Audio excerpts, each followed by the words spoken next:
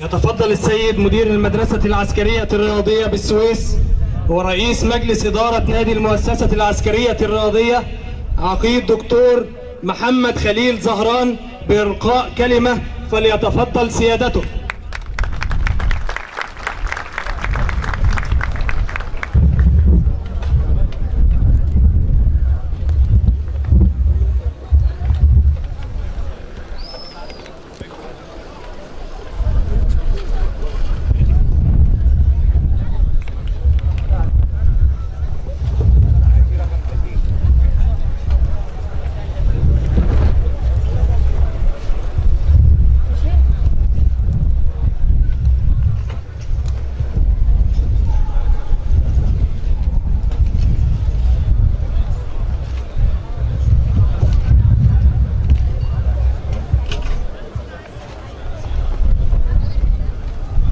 بسم الله الرحمن الرحيم، والصلاة والسلام على أشرف المرسلين سيدنا ونبينا محمد عليه أفضل الصلاة والسلام.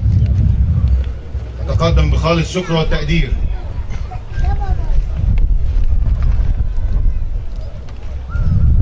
للسيد المهندس محمد مرسي، سكرتير عام محافظة السويس، ونائبا عن السيد اللواء الوزير العربي السروي محافظ السويس.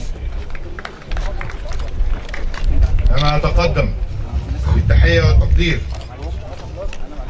للسيد العميد أركان حرب أيمن حسن وفائي، رئيس أركان مدفعية قيادة الجيش الثالث، ونائبا عن السيد اللواء أركان حرب أسامة عسكر قائد الجيش الثالث، السيد العميد أركان حرب محمد عبد المنعم رئيس أركان الدفاع الجوي بقيادة الجيش الثالث الميداني،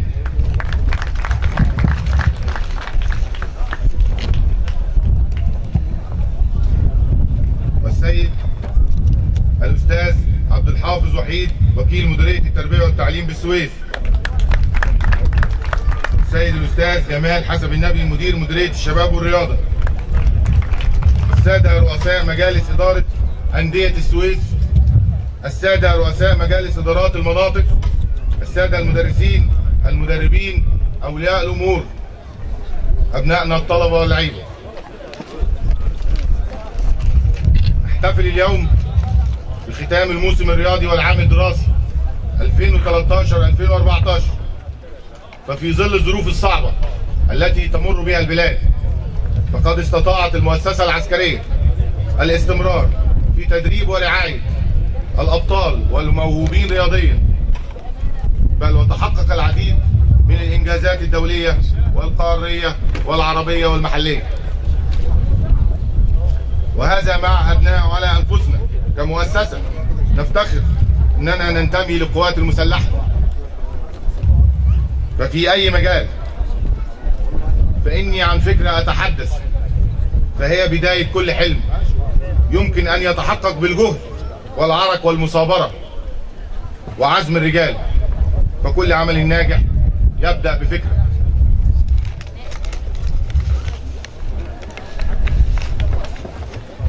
ونعرض على حضراتكم إنجازات المدرسة العسكرية الرياضية بالسويس للموسم الرياضي 2013-2014.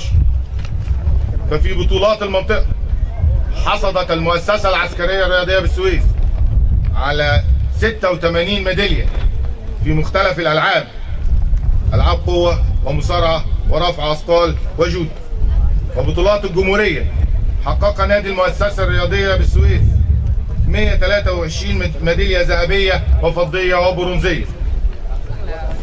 فكان فريق الدراجات حصد 30 ميدالية على مستوى بطولات الجمهورية. وفريق الملاكمة 19 ميدالية.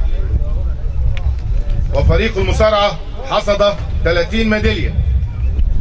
وفريق رفع الأثقال حصد 9 ميدالية.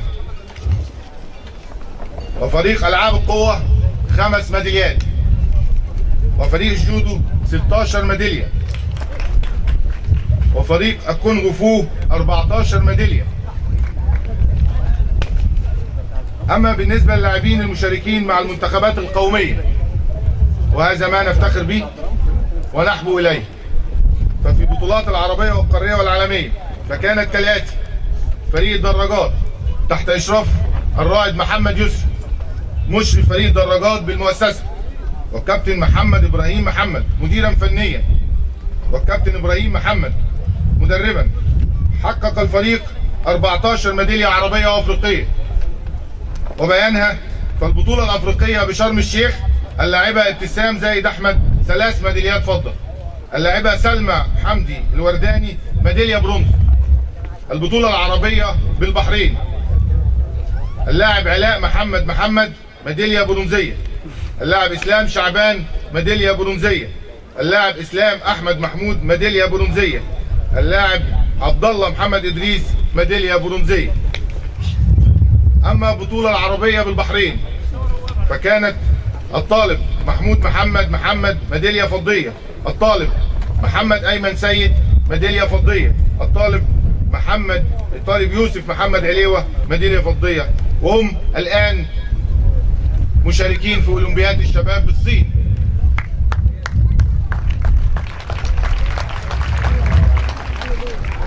الطالب عبد الغني عاطف وحصد ميدالية ذهبية في نفس البطولة.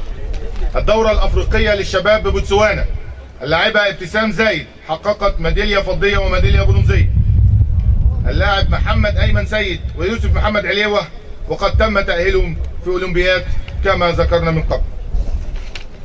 فيما يخص رياضة الملاكمة بإشراف النقيب أحمد رضا سعفان مشرف فريق الملاكمة، والكابتن محمد محمود العسال مديرا فنيا، والكابتن أسامة أبو النواس مدربا. حقق الفريق ميدالية دولية في بطولة الرئيس حيدر الدولية بأذربيجان. وفي لعبة المصارعة تحت إشراف الرائد محمد مصطفى السعيد والكابتن نصر الدين عبد الوهاب مديرا فنيا، والكابتن إبراهيم محروس مدرب، كابتن أحمد حسنين مدرب المصارعة النسائية. حقق الفريق 4 ميداليات دولية. ومن البطولة الأفريقية رقم 33 اللاعب السيد عبد العزيز حقق الميدالية الذهبية. البطولة الأفريقية للشباب والناشئين والمقامة بالإسكندرية حقق الطالب محمد أحمد السيد الميدالية الذهبية. اللاعبة حبيبة طارق فتحي وقد حققت الميدالية الذهبية وتأهلت لأولمبياد الشباب بالصين، وحاليا هي موجودة في الصين. اللاعبة منى رضا عبد الخالق وقد حققت الميدالية الذهبية. فيما يخص رفع الأثقال تحت إشراف الرائد هشام السيد حجاب مشرف الفريق، والكابتن محمد السيد رمضان المدير الفني الخلوق، والكابتن عماد جودة إبراهيم المدرب المجتهد.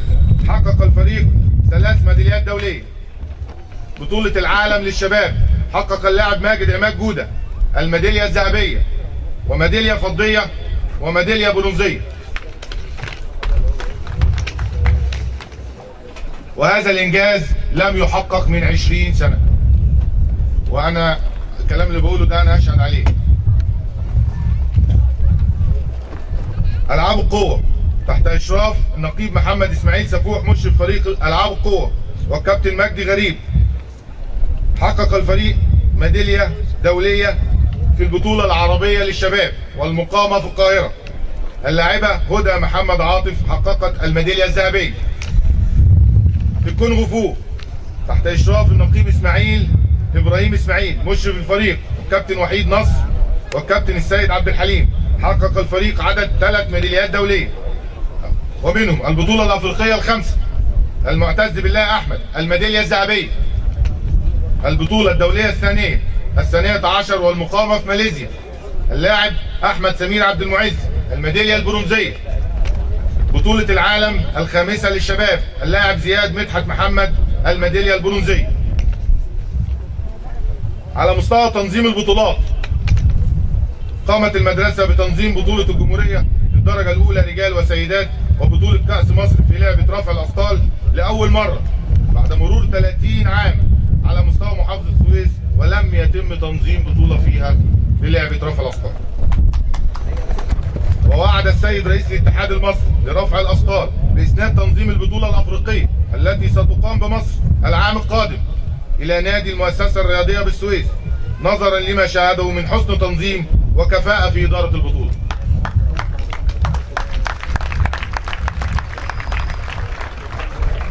قامت المدرسة بتنظيم واستضافة عدد 6 بطولات جمهورية ودوري من إجمالي بطولات الاتحاد المصري، والتي تبلغ 12 بطولة، أي نصف البطولات أقيمت داخل المدرسة وفي نطاق محافظة السويس. كما قامت المدرسة بتنظيم واستضافة بطولة مراكز الشباب لرياضة الدراجات بمدن القناة. كما أسندت الاتحادات الرياضية للألعاب دراجات، رفع أثقال، ملاعب، ملاكمة، ألعاب قوة، إقامة معسكرات المنتخبات القومية للمراحل المختلفة داخل المدرسة العسكرية الرياضية بالسويس. في النهاية لابد من شكر كل من سبقوني في قيادة المدرسة العسكرية الرياضية بالسويس، فهم من بدأوا ثم جئنا لاستكمال المشوار. السيد العميد خالد يحيى، السيد العميد محمد عادل، السيد العقيد حازم علي إبراهيم، ولا ننسى دعم كل من السيد اللواء دكتور مجدي اللوزي رئيس جهاز الرياضة للقوات المسلحة، السيد اللواء أركان حرب أسامة عسكر قائد الجيش الثالث الميداني، ولن ننسى السيد المحافظ الذي طالما دعمنا وحضر لنا جميع المناسبات ولم يرفض لنا، ولكن النهارده هو عنده ظرف واعتذر بشدة.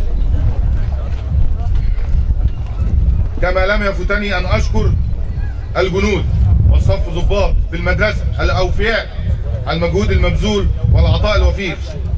كما أتقدم بالشكر للأستاذ غريب غندور والفرقة الغنائية على حضورهم، والأستاذة سهير سباق على المجهود المبذول منهم، والأستاذ مجدي عثمان على تعاونه مع إدارة المدرسة، وأخيرا زملائي ضباط المدرسة والذين لم يوفروا غال ونفيس وجهد لإنجاح مؤسسة السويس خلال العام المنقضي.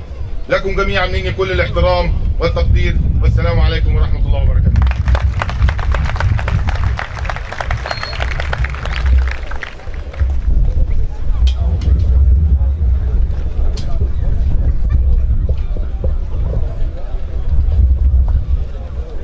شكرا سيادة العقيد دكتور محمد خليل زهران قائد المدرسة العسكرية الرياضية بالسويس. والآن يتقدم السيد المهندس محمد مرسي سكرتير عام محافظة السويس نيابة عن السيد اللواء أركان حرب العربي السروي محافظ السويس، ويتقدم السيد المهندس محمد مرسي لإلقاء كلمته.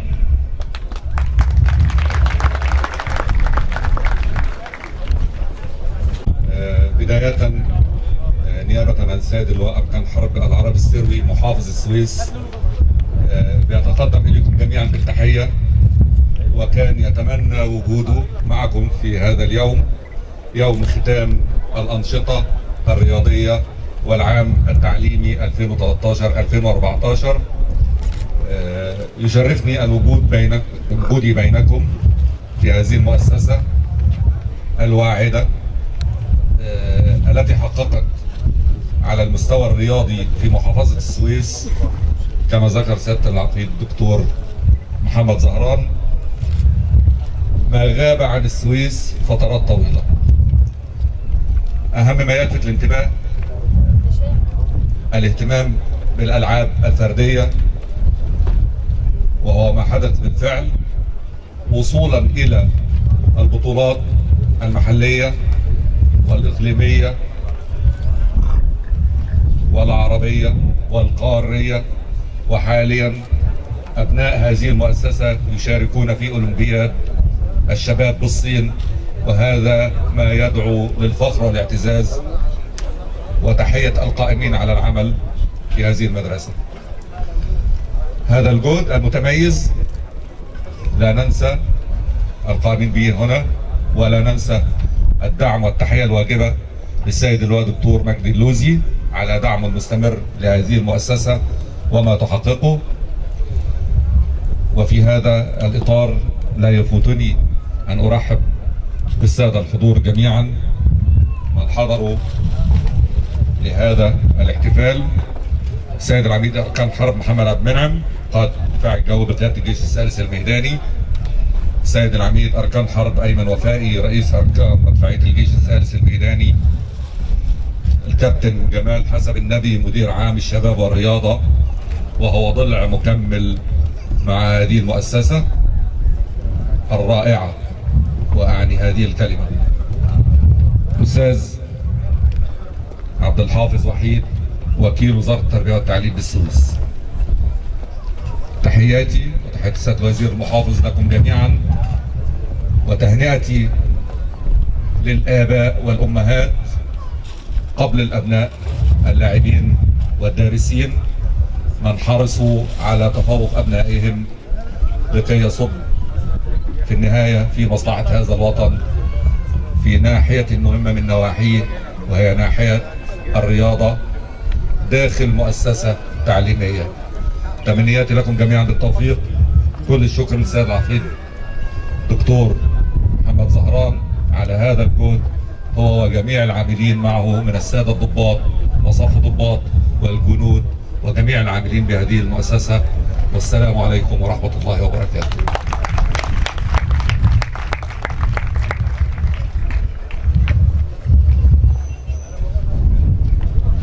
كل الشكر والتقدير للسيد المهندس محمد مرسي. ويتقدم السيد المهندس محمد مرسي بتقديم درع المحافظة عن للسيد اللواء دكتور مجدي اللوزي رئيس جهاز الرياضة للقوات المسلحة، ويتسلمها عنه عقيد دكتور محمد خليل زهران قائد المدرسة العسكرية الرياضية بالسويس.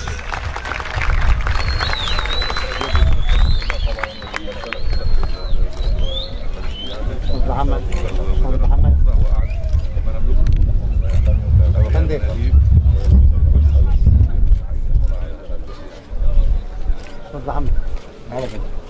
دكتور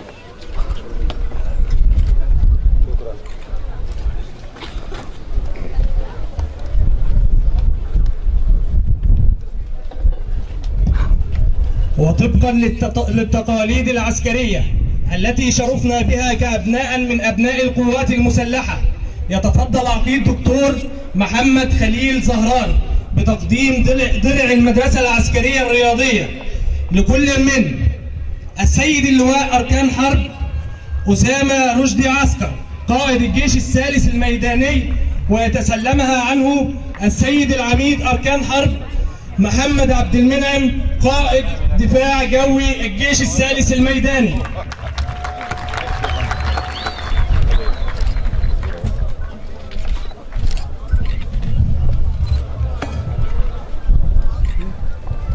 السيد اللواء أركان حرب العربي السروي محافظ السويس، ويتسلمها عنه المهندس محمد مرسي سكرتير عام محافظة السويس.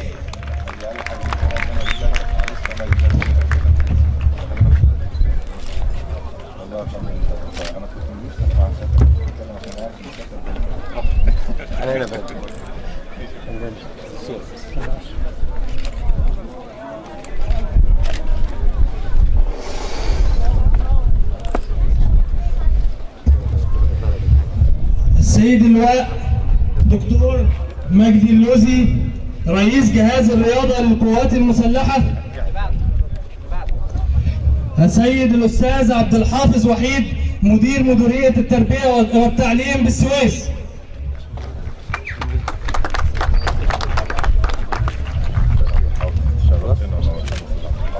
السيد الأستاذ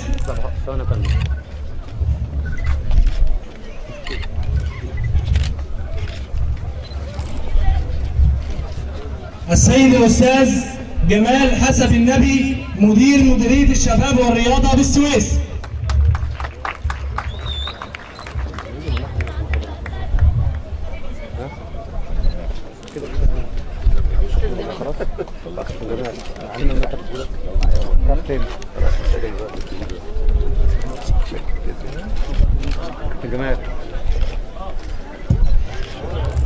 المهندس رجل الأعمال مجدي عثمان.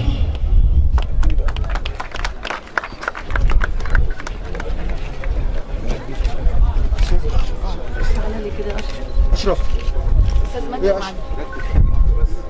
دعش بس اعصابك يا جماعه.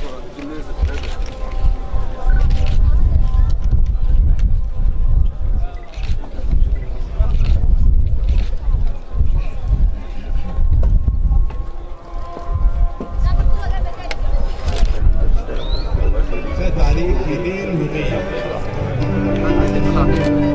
واحتمالك هو وابتسامتك هي تضحكي للصبح يصبح بعد ليل ومغربية تطلع الشمس تلاقيكي معجبانية وصبية مصر يما يا بهية يما طرحة وجلبية.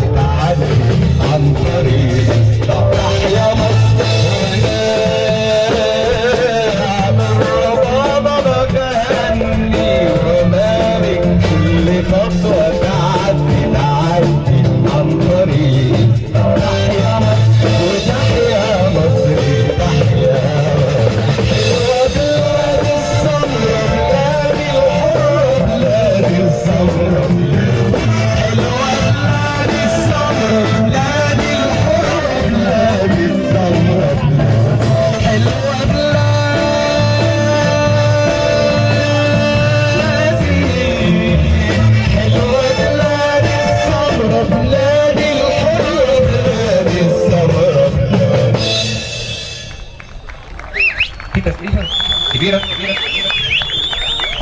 بحيي كل السادة الحضور، سيادة العقيد الدكتور محمد زهران مدير عام المدرسة العسكرية الرياضية، وكل السادة الحضور، كل سنة وانتم طيبين. الأستاذ أسامة محمود أحمد فليتفضل.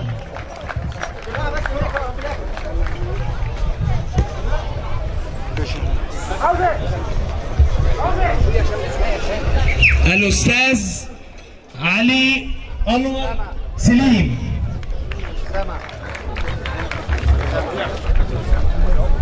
الأستاذ شحاتة أحمد السيد.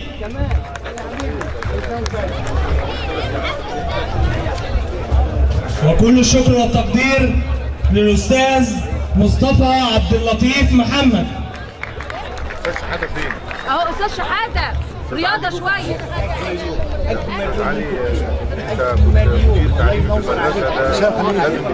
هشام يا حبيبي ده ابراهيم.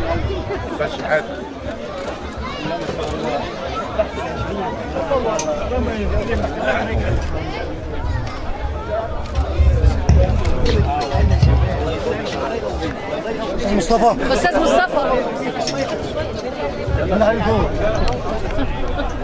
يلا. ونرحب بالسادة الضيوف، المهندس مجدي عثمان رجل الأعمال،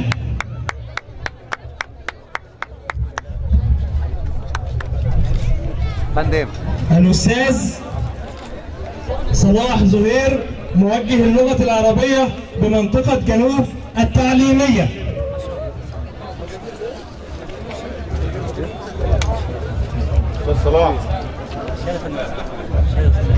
السيد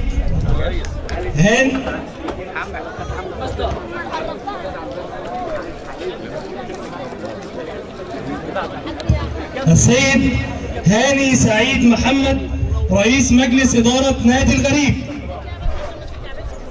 اتفضل يا استاذ صلاح.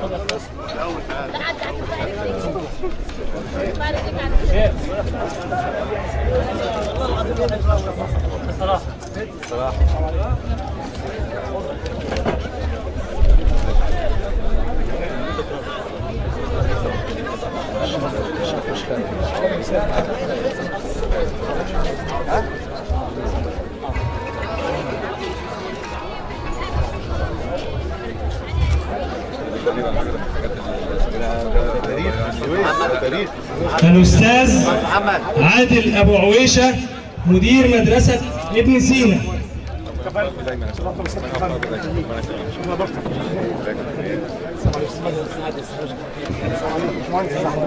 استاذ عادل ابو عويشه.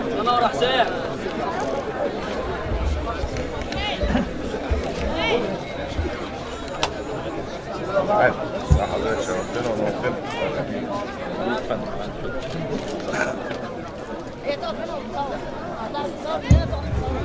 وطبقا للدور الذي يقدمه المعلم في تنمية الحضارات، نقوم بتقدير السادة المدرسين بالمدرسة التعليمي الأستاذ محمود صديق عبد الموجود. تتسلم الجائزة، تتسلم شهادة تكريم زوجته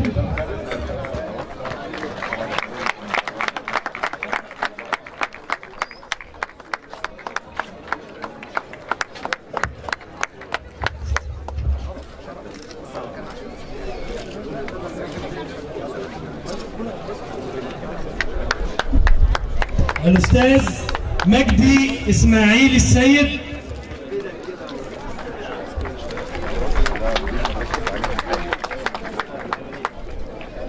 الأستاذ عادل عوض خالد.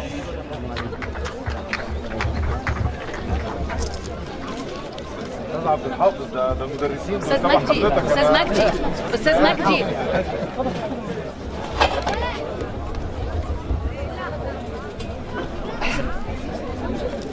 يا واحد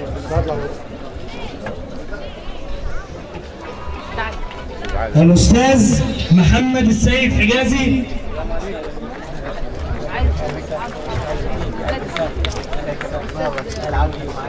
في القلم الأستاذ فوزي حسن شحاتة.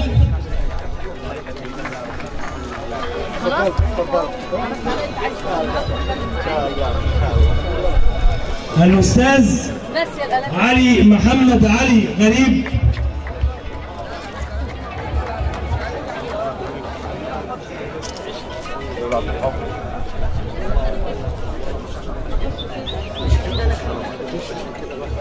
الأستاذة سهير محمد عبد العزيز سباق.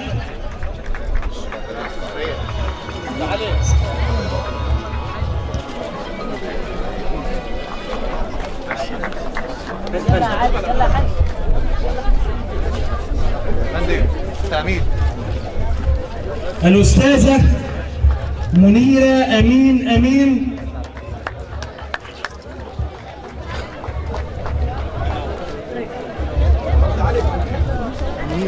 الأستاذ محمد قاسم عرابي.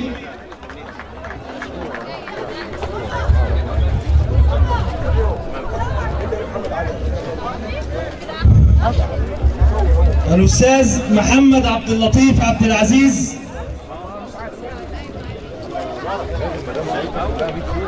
مدير التربية والتعليم بحال والوسائل. الأستاذ هشام سمير حامد.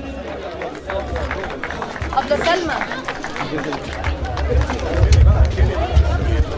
الأستاذ عمرو سيد عمر.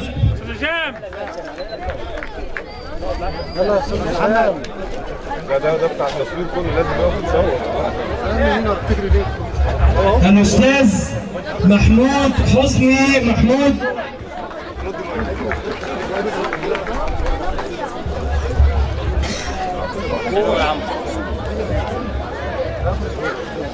الأستاذ فتحي عبد الفتاح إبراهيم.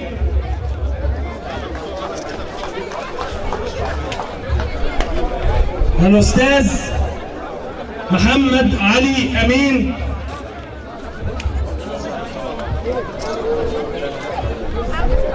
الأستاذ محمود محمد عبد الهادي.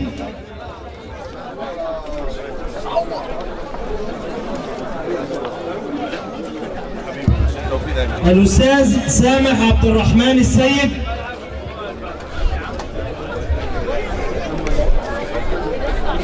نفسي اتفرج على رسمك الكلام اللي اتقال بس. الأستاذ غريب الغندور عبد المطلب. تعالى بالمايك بتاعك. الأستاذ هيثم فتحي محمد.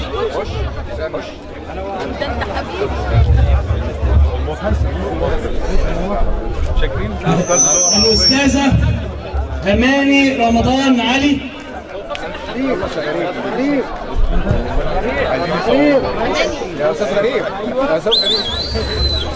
الأستاذة هبة عاشور مجاهد.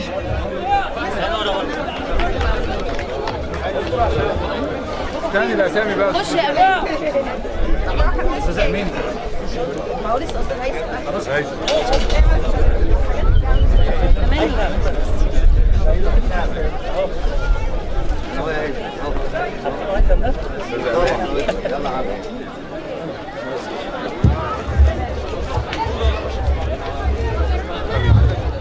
الأستاذة شيماء عطية محمد.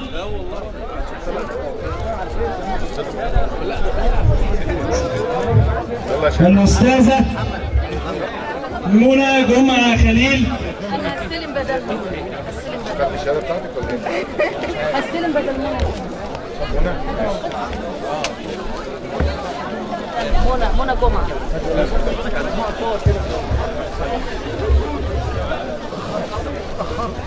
حضورنا الكريم، سيتم تقديم الآن التقدير لكل الطلبة المتفوقين علميا.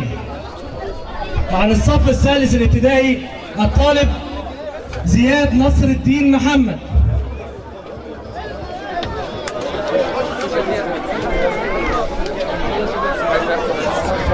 الطالب يحيى أشرف حسن.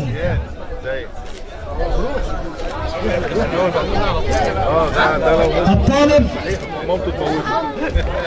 محمد نادي علي محمد.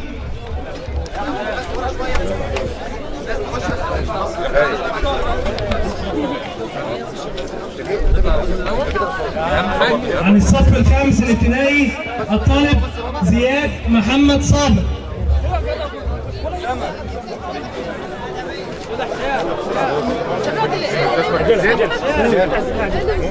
عن الصف الاول الاعدادي الطالب مؤمن وليد محمد صالحين.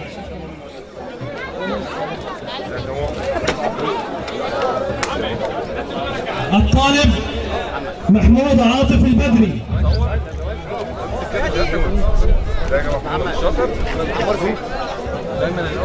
اول مره بضحك بس عشان الطالب خالد شريف عبد الحميد.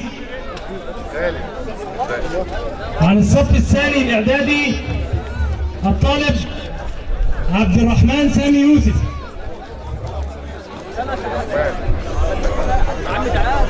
الطالب فريد منصور ابراهيم.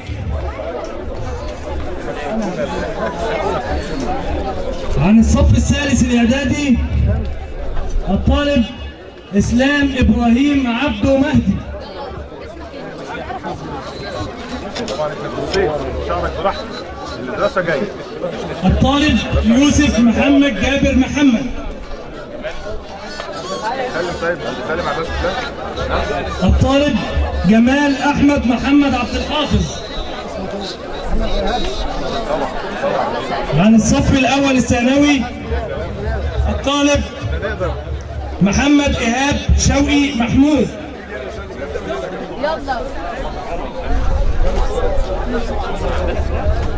الطالب محمود محمد مرسي محمد.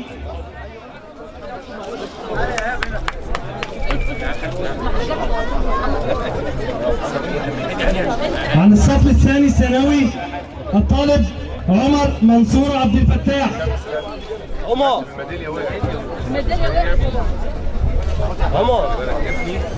الطالب اسلام ناصر محمد. ازيك يا عمر. الطالب محمود رأفت محمود هاشم. واخيرا عن الصف الثالث الثانوي الطالب احمد حسين عبد الباقي. سلم يا باي ما يكتب انا بوظيفتك يلا. الطالب سيف الدين ايمن محروس. سيف فين سيف؟ يا باي دخلت ايه؟ الطالب حسام جمال جابر.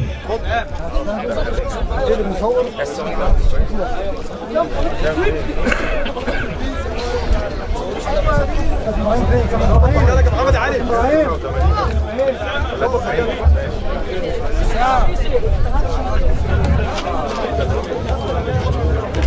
تكريم السادة المدربين عن الموسم الرياضي 2013-2014. عن لعبة الدراجات مدير فني محمد إبراهيم خليفة. مدرب إبراهيم محمد إبراهيم. وهيستلم بقى عن الكابتن عن نفسه. عن لعبة رفع الأثقال مدير فني السيد المحترم محمد السيد رمضان.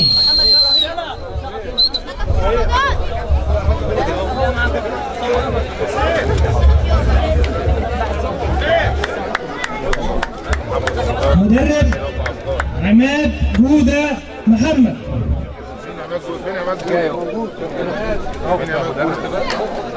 مدرب جلال مصطفى محمد.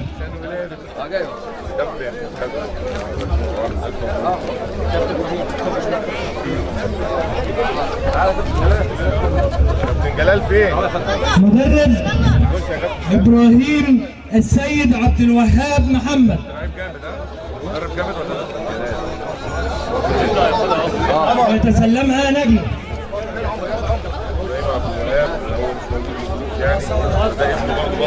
عن لعبة المصارعة مدير فني الكابتن نصر الدين عبد الوهاب عبد الرازق.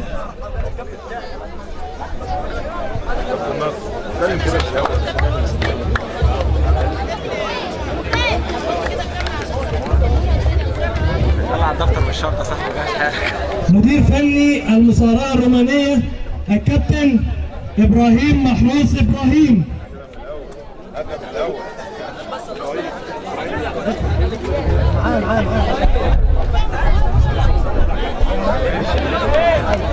مدرب المصارعة النسائية الكابتن أحمد حسنين رفاعي.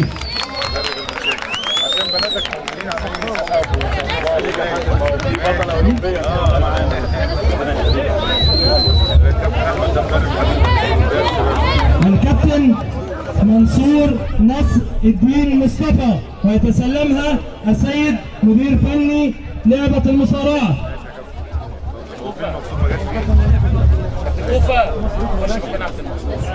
الكابتن محمد عبد المقصود سعد، ويتسلمها مدير فني المصارعة.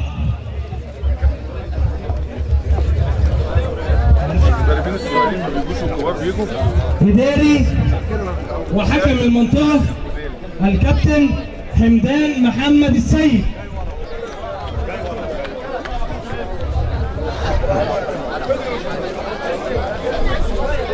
وعن لعبة ألعاب القوى مدير فني كابتن مجدي غريب سليمان.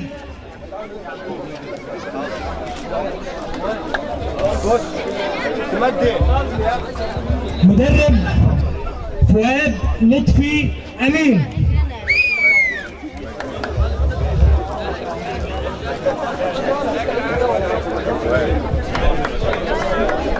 الملاكمة مدير فني الكابتن محمد محمود العسال، ويتسلمها كابتن عصام.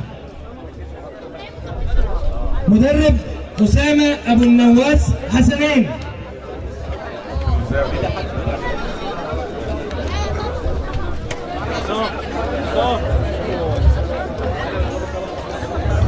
مدرب الملاكمة النسائية الكابتن إبراهيم عبد الفتاح محمد.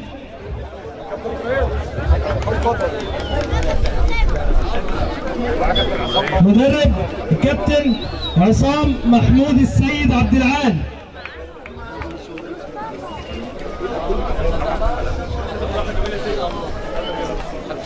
كابتن محمود محمد طاهر، يتسلمها عنه الكابتن عصام محمود السيد.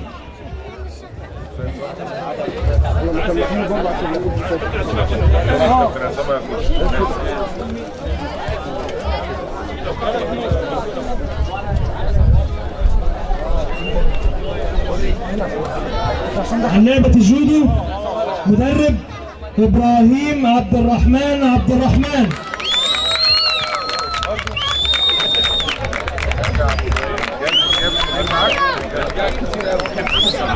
مدربة سهير رفاعي السيد.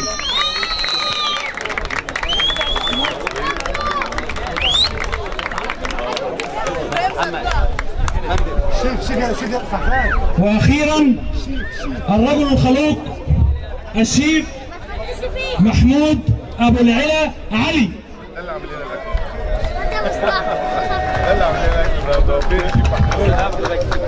ده هو جايب اليونيفورم بتاعه، هو بيعتز باليونيفورم بتاعه.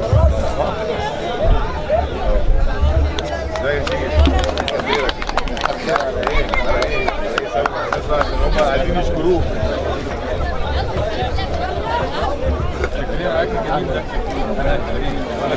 ونبدأ تكريم اللاعبين الدوليين للعبة الدراجات. لاعبة ابتسام زايد أحمد، أول فردي البطولة الإفريقية للشباب، ويتسلمها الكابتن إبراهيم محمد إبراهيم. لا معسكر، لا معسكر. طالب عبد الغني عاطف محمد، اول فرق البطوله العربيه بالبحرين تحت 16 سنه.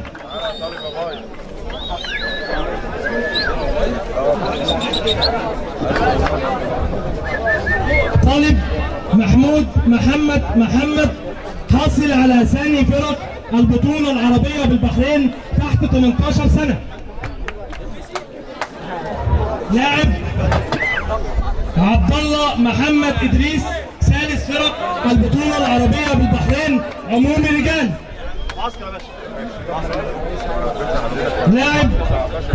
لاعبه سلمى حمدي الورداني ثالث البطوله الافريقيه اناث بشرم الشيخ، يتسلمها والدها. فين سلمى؟ فين سلمى؟ لاعب علاء محمد ثالث فرق البطولة العربية بالبحرين عمومي رجال.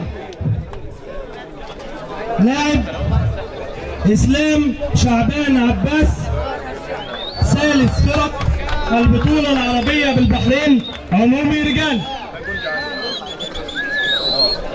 لاعب أسامة أحمد محمود ثالث فرق البطولة العربية بالبحرين عمومي رجال. ولاعبان أولمبيات الصين طلبة المدرسة، كل من طالب محمد أيمن السيد خامس البطولة الإفريقية للشباب، دول بقى المشرف اللعبة يتسلمها عنه مشرف الدراجات الرائد محمد يسري عبد المجيد. طالب يوسف محمد عليوة خامس البطولة الإفريقية للشباب، يتسلمها عنه مشرف لعبة الدراجات الرائد محمد يسري عبد المجيد.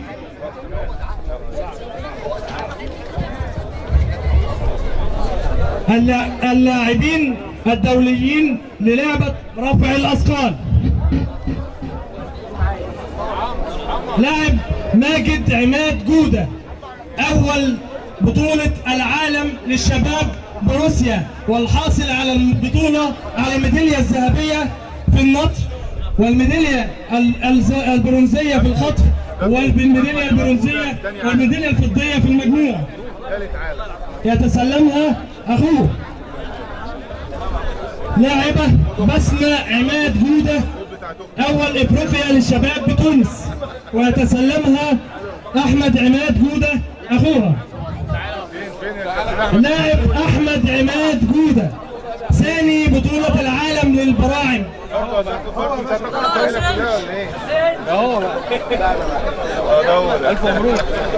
لاعب محمد جمال السيد تاسع بطولة العالم للبراعم.